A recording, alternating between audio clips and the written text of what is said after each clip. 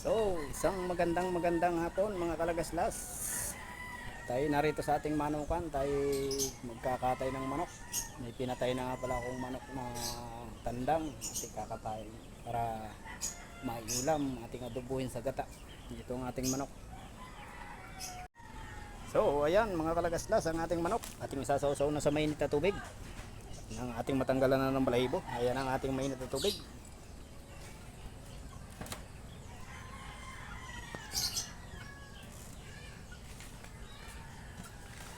So mga kalagaslas, ito sasawsaw na natin. Ayan, sa mainit na tubig natin titrahin yan. Ito ibigay lang sa ating tandang na to, pinakakatay at ay giraw maulam. Ayan. So ayan.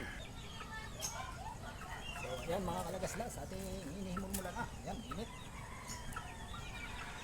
Napakalaking tandang ito, sawa tayo ito sa ulam.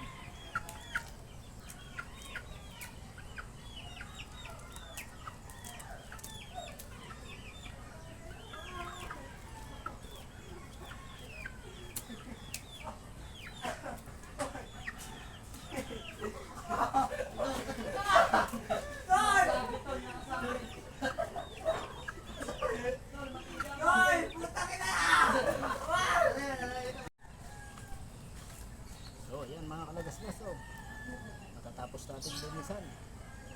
Pasensya na nga pala kayo doon sa maiingay kanina, mga sirang ulo na naglalaro, tatanda na naglalaro pa. Ayan, tapos na tayo. Napakalaki po niya, napakataba, oh.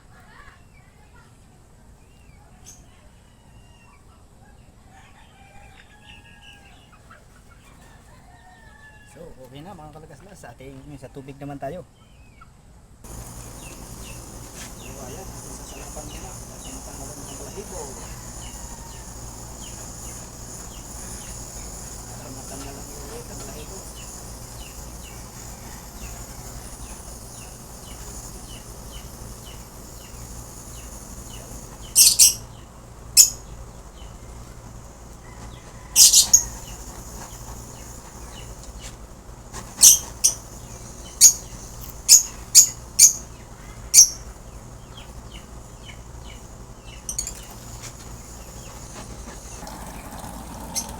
So ayan mga kalagaslas, palalambutin lang natin yung ating manok na tandang.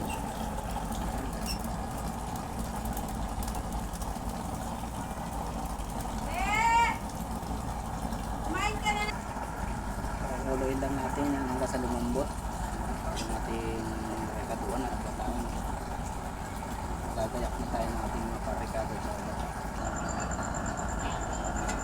So ayan, nakakulo na mga kalagaslas. Hintayin na lang natin lumambot.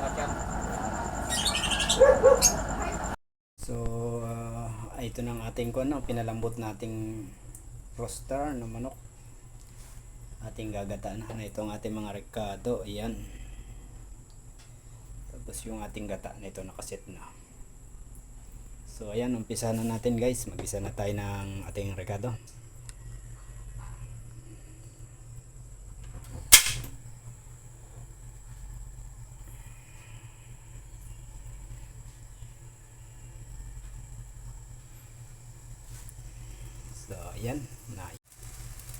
So ayan, nainit na. Lagay na natin ang ating may tubig pa. Lalagyan natin ang ating mantika eh.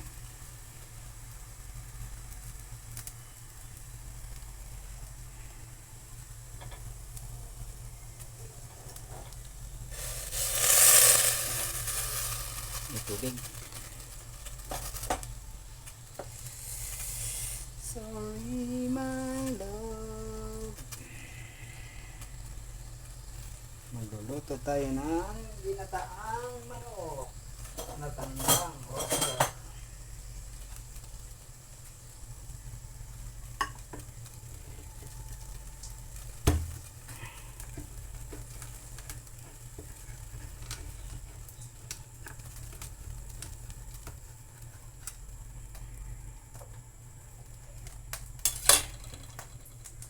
So lagyan na natin ng mantika.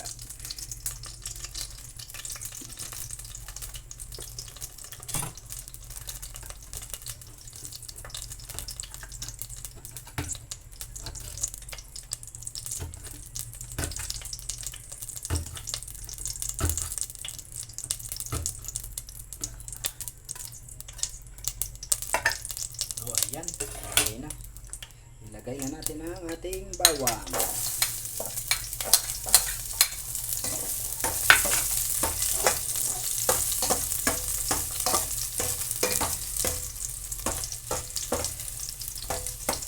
Ang ating lulutuing manok ay may rino.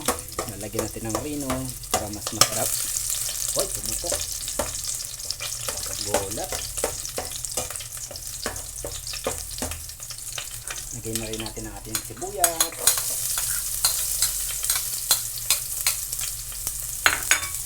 Halo-halo ng kaunti.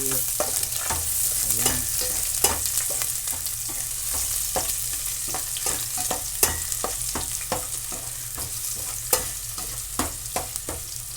Ating luya.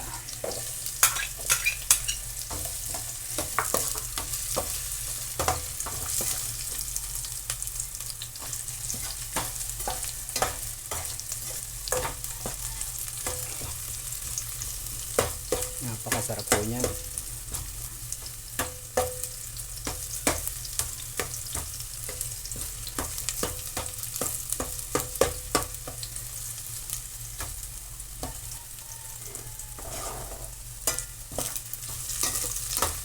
Ngayon, pwede na natin ilagay ng ating manok.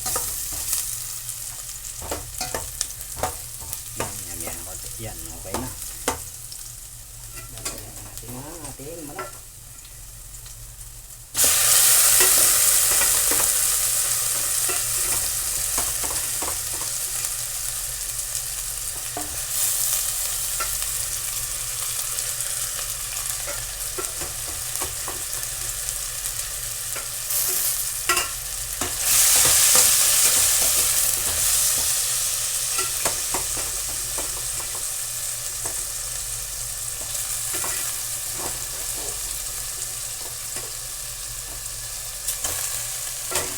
Napakarami ng ating isang buong malaking tandang binigay sa atin ng ating kaibigan na magmamanok.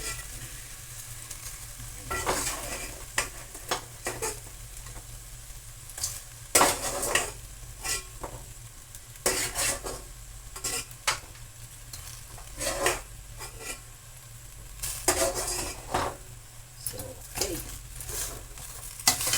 Yan. Lagyan na natin ng pampalasa. Paminta.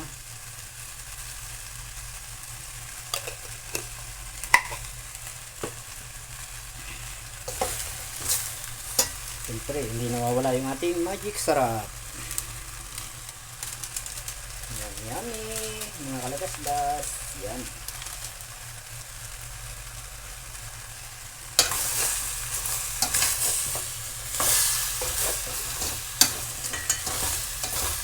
Lagay na natin ang ating gata. Yan.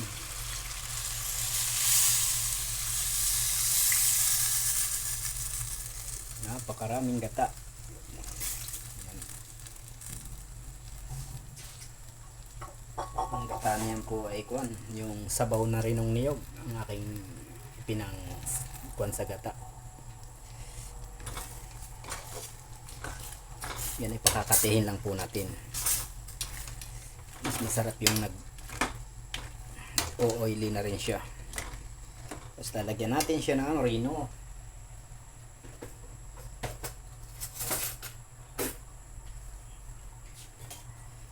Ito po, lalagyan natin siya ng isang rino para mas masarap.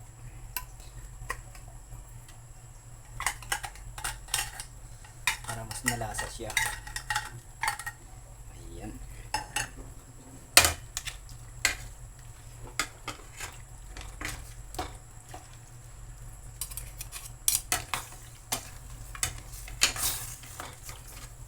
Hindi lang po tayo maglalagay ng sili at kasi doon ang aking anak. Kumakain siya nito.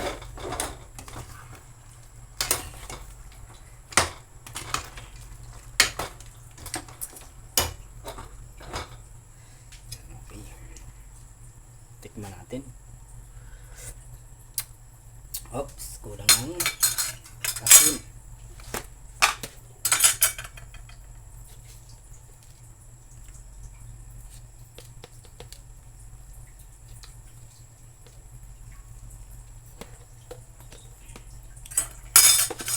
okay.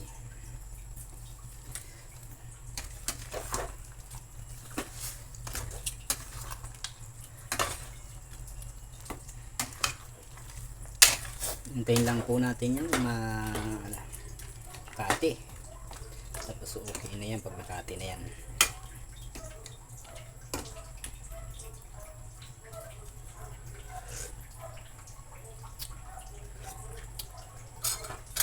Okay na po ang lasa niya. Masarap na.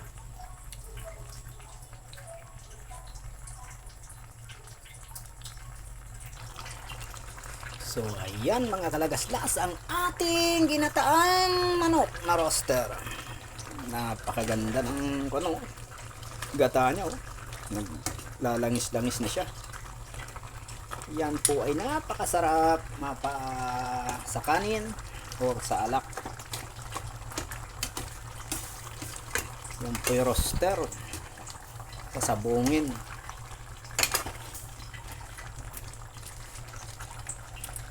Napakaginhawa nitong ulam.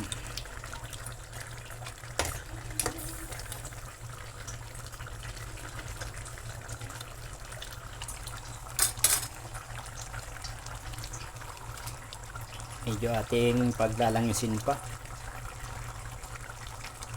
para mas yummy.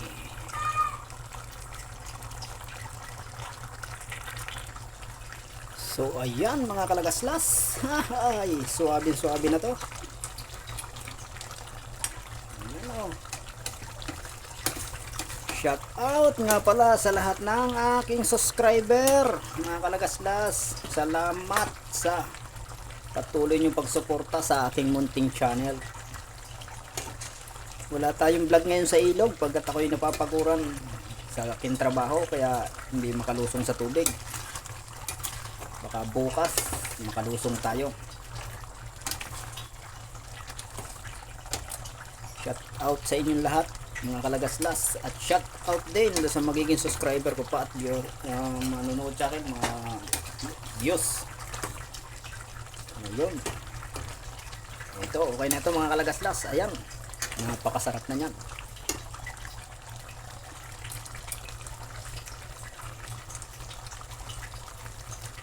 Napakaginhawa nitong ulam mga kalagaslas.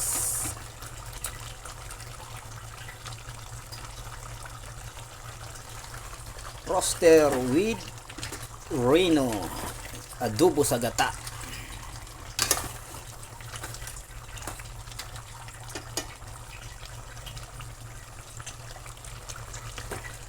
So mga kalagaslas, hanggang dito na lang at okay na ang ating adobo sa gata na manok.